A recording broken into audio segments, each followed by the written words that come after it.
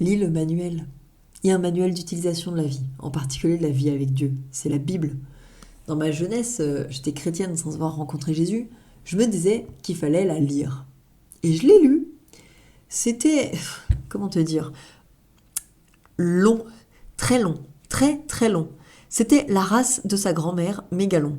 Et difficile. Parfois, t'as des mots spécifiques à la Bible, genre sacerdoce ou propitiatoire, qui s'écrit en plus propitiatoire, comme ça t'es sûr de te planter. Et puis t'as des mots aussi hyper littéraires, comme sourdre. T'imagines la maîtresse qui apprend aux enfants la conjugaison du verbe inutile sourdre. Je sourd, tu sourds, il sourd, nous sourdons, vous sourdez, ils sourdent. Exemple, l'élitisme me sourd par les oreilles. Bref, on a tous nos domaines. Perso, je te parle de coccolitophoridés ou de réticulum sarcoplasmique sans problème. Mais les termes bibliques, ça m'embrouille.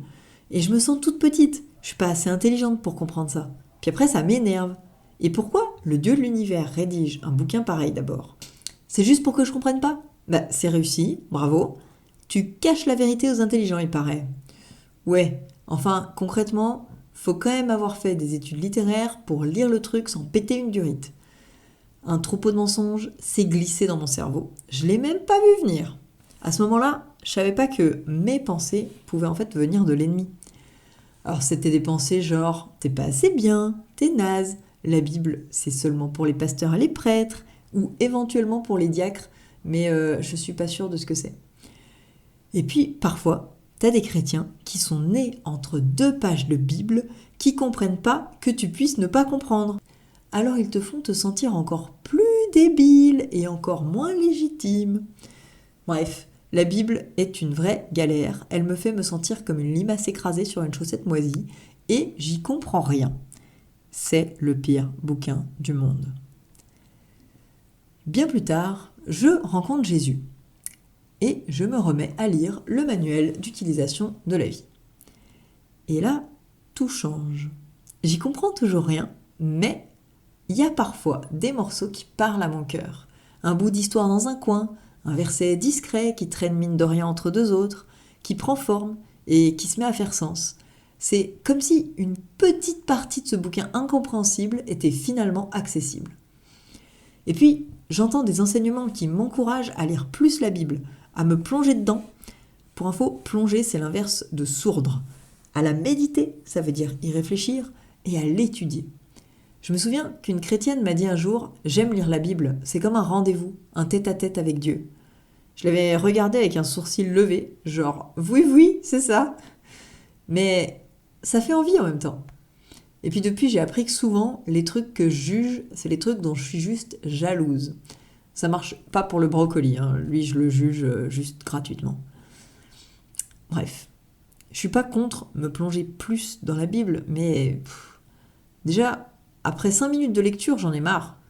J'ai pas le temps d'être immergée totalement avec ça. J'essaye d'acheter des versions plus récentes de la Bible, avec un vocabulaire qui se veut accessible.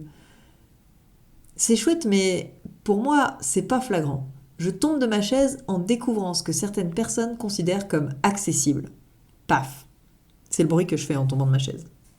Cédant à la pression sociale de l'Église, bon, c'est l'excuse officielle, je finis par regarder la série Chosen qui parle de Jésus. Ça m'emballe et ça me met dans une soif de lire la Bible. Je me refais le Nouveau Testament et je le dévore. Scrunch. Pour la première fois de ma vie, je lis la Bible comme un livre génial, comme un trésor et pas comme une notice de presse agrumes. Et l'Ancien Testament, plus grosse partie de la Bible, se sent complètement exclu. Divers enseignements m'encouragent à m'y remettre, mais bon, j'y comprends rien moi à tous ces trucs. Par exemple, il déchira ses vêtements, ça veut dire il fut trop saoulé. Mais pas par ses vêtements, hein, le t-shirt du mec n'a rien fait dans l'histoire. T'inquiète, c'est culturel. Bref, faut s'habituer. Je lis, m'y plonge entièrement les doigts de pied, j'hésite. Wesh, il y a des trucs pas mal quand même. Genre dans Deutéronome. La parole de Dieu est toute proche de toi. Elle est dans ta bouche, elle est dans ton cœur. Là, mon cœur s'emballe. Je tombe en amour de certains versets isolés. Mais je sais que ça va plus loin. Un beau jour, je demande à Jésus si je devrais pas acheter une Bible d'études par hasard. J'en ai bien envie, mais il y a des pensées qui tournent genre tu comprends déjà rien à ta Bible normale. Ou alors non, les méga grosses Bibles, c'est pour les pasteurs et les prêtres. Ou juste toi, avoir une Bible d'études. LOL. Quelques jours plus tard, je passe avec Papillon, c'est une copine, devant la boîte à livres de mon petit village où je ne m'arrête jamais. Et elle commence à regarder les bouquins. Du coup, puisqu'on est là, je jette un œil. Et là, bim, une Bible d'études en anglais. Je sens dans mon cœur que c'est un cadeau du Dieu de l'univers. Je suis touchée, mais bon, en anglais, quand même. Déjà en français, je galère. Alors je m'y mets petit à petit. Dans une Bible d'études, t'as des commentaires qui, justement, t'expliquent plein de choses. C'est pas plus compliqué en fait, c'est plus simple. Et il y a un second effet que j'ai pas vu venir.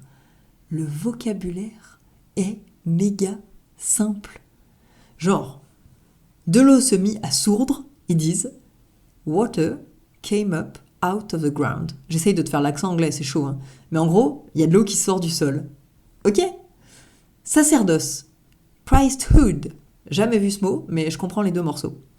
Propitiatoire. Cover. En fait, là, c'est le couvercle de la boîte, dans ce cas. Nuée.